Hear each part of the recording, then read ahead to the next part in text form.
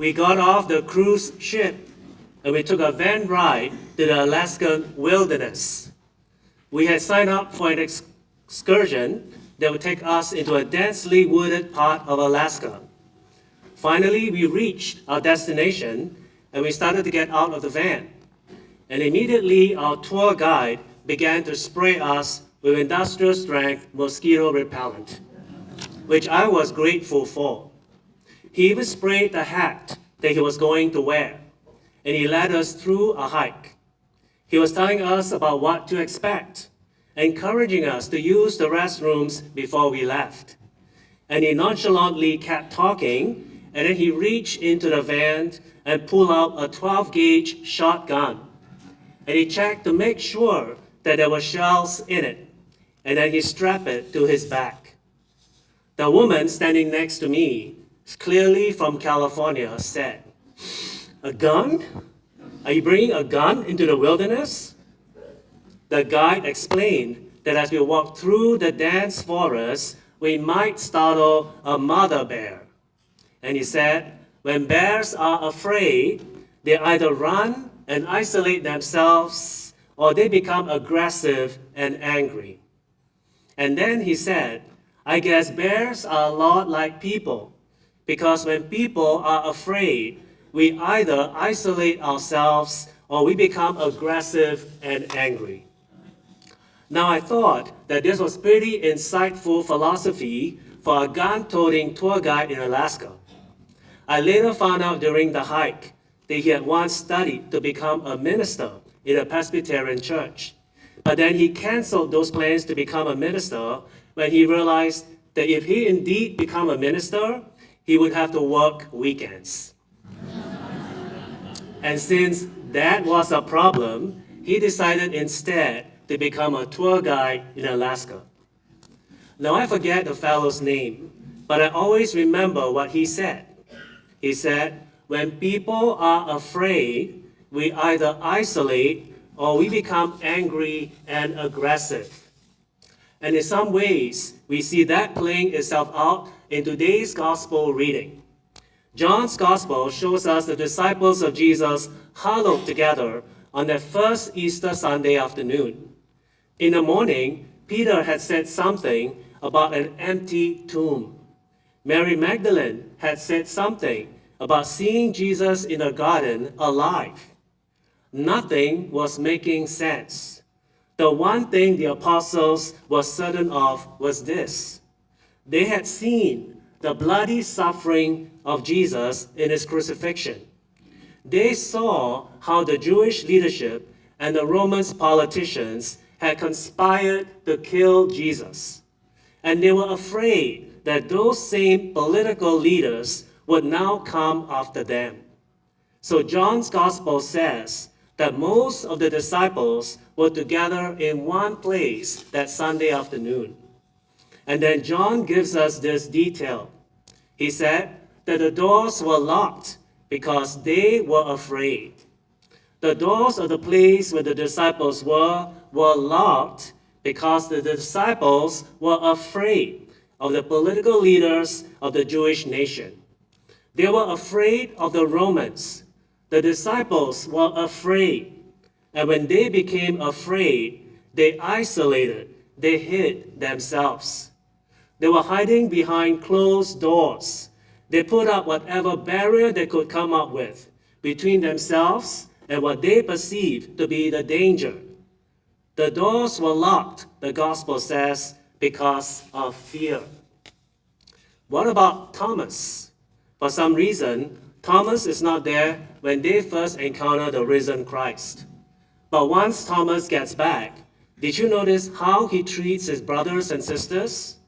On some level, it sounds kind of nasty, almost aggressive. He said, I'm not going to believe you. All this talk of resurrection, what nonsense. I'm only going to believe if I see Jesus myself, and if I touch his wounds with my own fingers. Until then, don't bother me with all this talk of resurrection. It's interesting what fear does to people.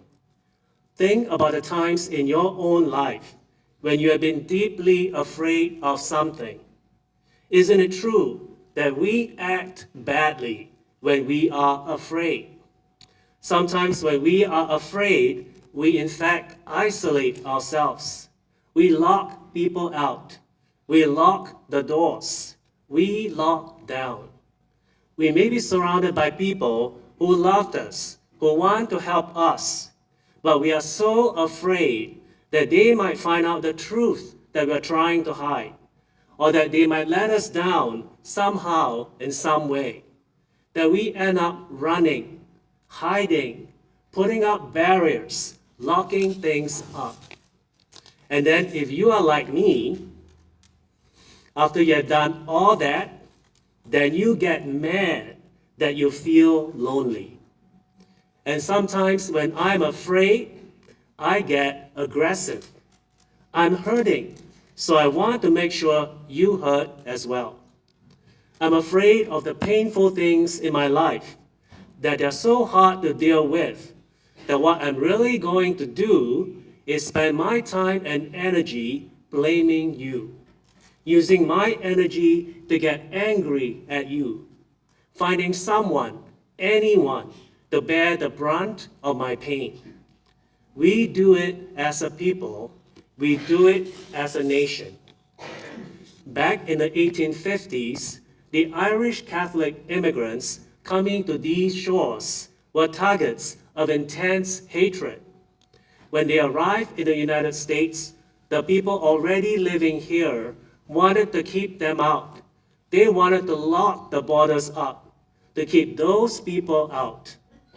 Others aggressively burned Catholic churches and Catholic businesses. Why? Because the people already living here were afraid that all those Irish Catholics would ruin America. Now, I think that the Irish Catholics, in fact, saved America. They brought us corned beef and cabbage, and Jameson's Irish whiskey. What more do you want? But not much has changed in our behavior, has it?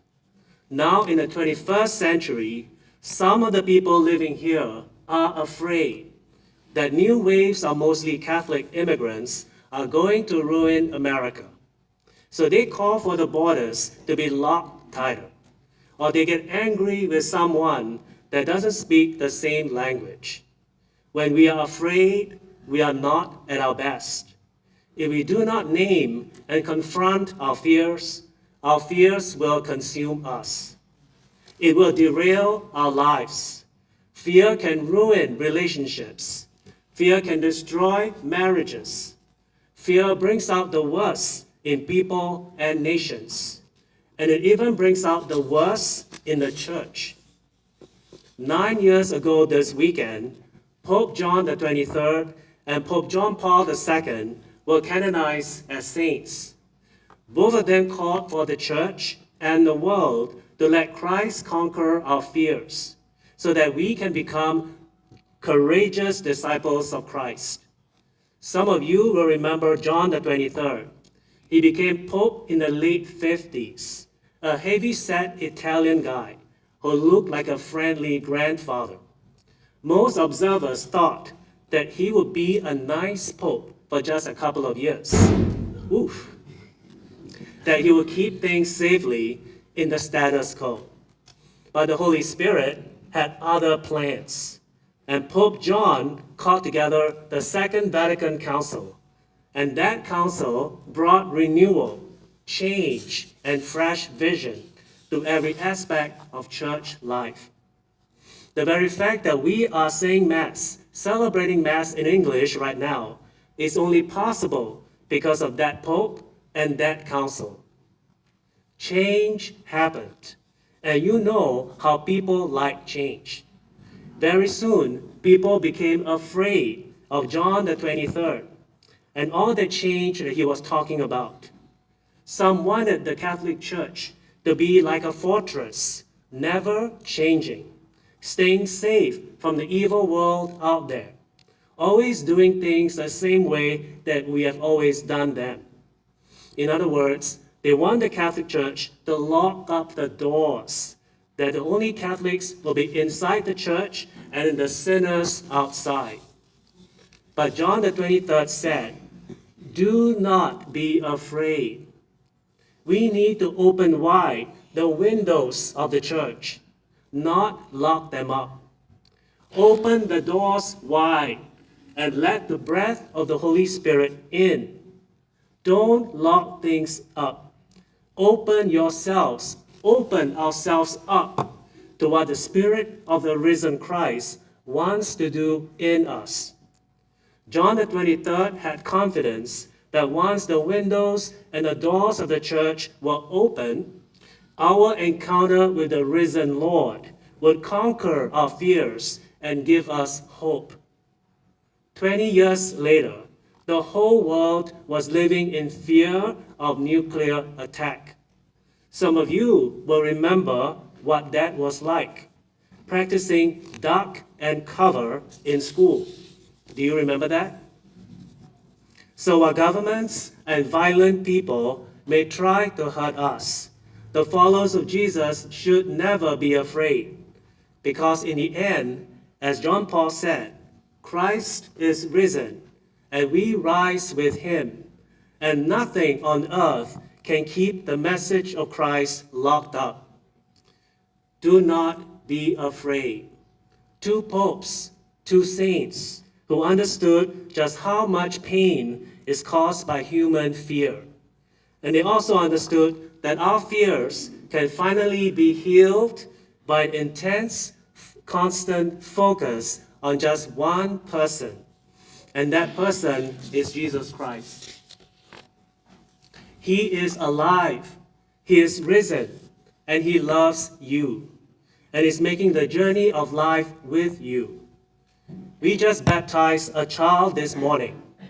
We'll be baptizing children every month this year. They begin their journey in faith in the very same way that the saints began their journey of faith in the waters of baptism.